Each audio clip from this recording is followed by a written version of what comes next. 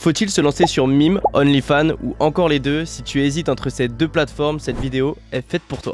Salut, moi c'est Jordan et je suis créateur de contenu pour adultes depuis 2 ans maintenant, donc je sais à quel point il peut être difficile de choisir la bonne plateforme pour débuter. C'est un choix qui peut avoir un impact énorme sur tes revenus, ton audience ou encore ta stratégie à long terme. C'est pourquoi dans cette vidéo, je vais te donner toutes les infos nécessaires pour que tu puisses à ton tour prendre la bonne décision. Dans cette vidéo, on va d'abord voir ce que sont Mime et OnlyFans, leurs avantages, leurs inconvénients et je te dirai également à qui chaque plateforme correspond le mieux. Reste bien jusqu'à la fin de cette vidéo car je te donnerai également quelques conseils concrets afin d'optimiser tes débuts sur les plateformes. Je débute sur YouTube, donc un petit like, un petit commentaire, un petit abonnement me permettrait d'être mieux référencé dans l'algorithme YouTube et sur ce, on est parti pour la vidéo.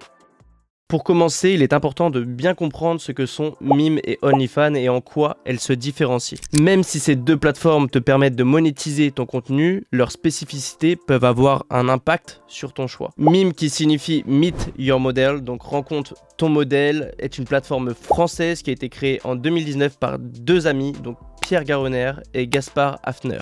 L'objectif de Mime est de permettre aux créateurs de monétiser leur contenu en proposant des abonnements à leurs fans.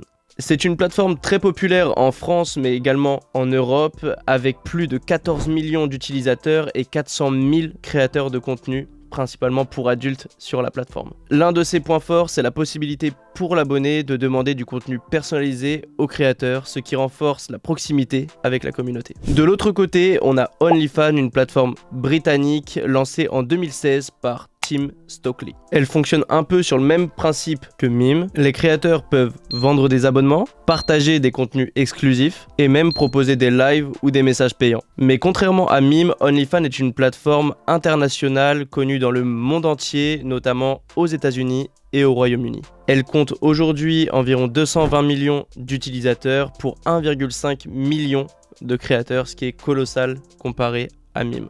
En résumé, Mime est très orienté vers une audience francophone et privilégie la proximité, tandis que OnlyFans offre une portée mondiale et une diversité de fonctionnalités. Maintenant qu'on a les bases, on va voir ensemble les avantages et les inconvénients de chacune de ces plateformes afin que tu puisses à ton tour choisir la plateforme de ton choix. Commençons par les avantages de Mime. Premièrement, Mime est une plateforme française, donc elle va attirer principalement une audience française, donc ce qui est un avantage si vous voulez cibler la communauté française. Ensuite, on a les contenus personnalisés, donc avec les lives, les cams, les médias comme Media on Demand ou les médias push privés par exemple, les PPV. On a également la simplicité fiscale, comme c'est une plateforme française, on est aidé par la plateforme pour qu'on déclare nos revenus chaque mois. Et bien évidemment, il y a la protection contre les fraudes, même si celle-ci reste minime, il faut un petit geste. Sur les photos par exemple il peut y avoir une écriture, enfin ton pseudo, et il y a également l'exclusivité, c'est au créateur de poster ce que lui a envie de poster tout simplement, c'est pas à la plateforme de choisir ce que toi tu dois poster, c'est vraiment au créateur de lui-même de choisir son propre contenu. Maintenant parlons des avantages d'OnlyFans. Premièrement, OnlyFans est une plateforme connue mondialement, donc vous allez pouvoir attirer une audience beaucoup plus grande que sur Mime. C'est également une plateforme de confiance, elle a une image bien plus établie que toute autre plateforme car elle est beaucoup plus ancienne, donc ça sera beaucoup plus simple pour un fan d'aller s'abonner à un compte OnlyFans par exemple qu'à un compte Mime. OnlyFans dispose de tout type de fonctionnalités telles que les vocaux, les médias payants, les lives et dernièrement des revenus qui peuvent potentiellement être plus élevés car je le rappelle, on attire des personnes du monde entier, donc ce qui fait une plateforme dans sa globalité assez complète. Allez, c'est parti, maintenant on va faire un point sur les inconvénients de Mime. Tout d'abord, elle est moins connue à l'international, donc une audience beaucoup plus limitée que OnlyFans. Les fonctionnalités de Mime sont moins développées que celles de OnlyFans. Par exemple, sur Mime, on ne retrouvera pas l'option vocaux. A contrario, il y a des avantages qu'on a sur Mime mais qu'on n'a pas sur OnlyFans, tels que les médias push qu'on peut envoyer aux anciens abonnés tous les 7 jours et également aux intéressés. La plateforme est également plus récente, donc elle connaît énormément de bugs, c'est-à-dire que les lives bug. Quand tu te connectes sur la plateforme, des fois ça bug. Dans sa globalité, il y a beaucoup de bugs, mais c'est une plateforme qui reste quand même fonctionnelle. Et l'inconvénient majeur pour le créateur, ça va être la commission de la plateforme qui est la plus élevée, c'est-à-dire qu'elle prend 25%, que ce soit sur les abonnements, les médias push et les pourboires. Parlons maintenant des inconvénients de OnlyFans. Premièrement, la concurrence est est énorme. Je le rappelle, la plateforme contient 1,5 million de créateurs. Donc forcément, vous avez énormément de concurrence sur la plateforme, donc ça va être plus difficile de se démarquer comparé à Mime, qui je le rappelle contient 400 000 créateurs.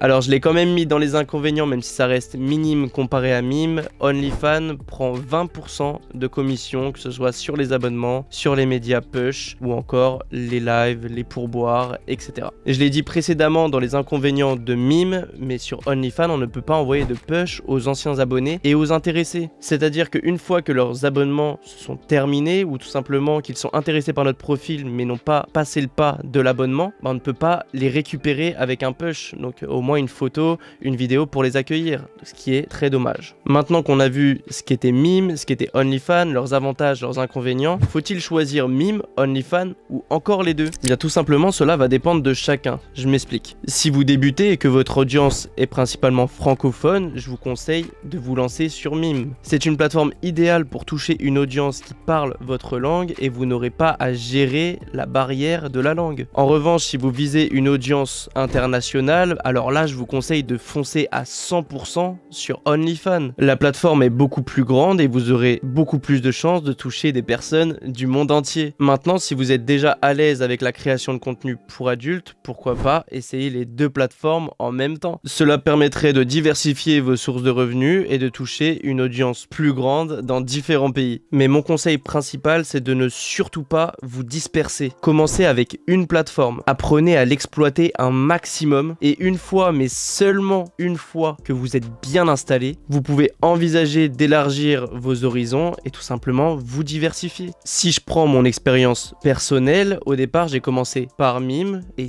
4, 5, 6 mois après, j'ai ouvert mon premier compte OnlyFans. Donc débutez d'abord avec une plateforme et ensuite commencez à ouvrir votre deuxième plateforme. Et si tu débutes dans la création de contenu pour adultes et que tu ne sais pas comment créer tes plateformes, comment gérer tes plateformes, comment avoir tes premiers fans abonnés, comment les monétiser, comment alimenter ton marketing, tout plein de choses, j'ai créé un guide complet sur la création de contenu pour adultes. Je te le mets en description, n'hésite pas si tu en as vraiment besoin. Je te mets également les liens Mime et OnlyFans afin de créer ton compte créateur sur ces deux plateforme. Et voilà, on arrive à la fin de cette vidéo. J'espère que tu as pu faire ton choix entre Mime, OnlyFans ou encore les deux. Si vous avez des questions ou un point que je n'ai pas forcément évoqué dans cette vidéo, n'hésitez pas à me le faire savoir en commentaire, je vous répondrai à 100%. N'oubliez pas de liker, de vous abonner et de partager cette vidéo si vous pensez qu'elle peut aider d'autres créateurs. En tout cas, merci d'avoir regardé cette vidéo jusqu'au bout et moi je vous dis à la prochaine. C'était Jordan. Tchuss.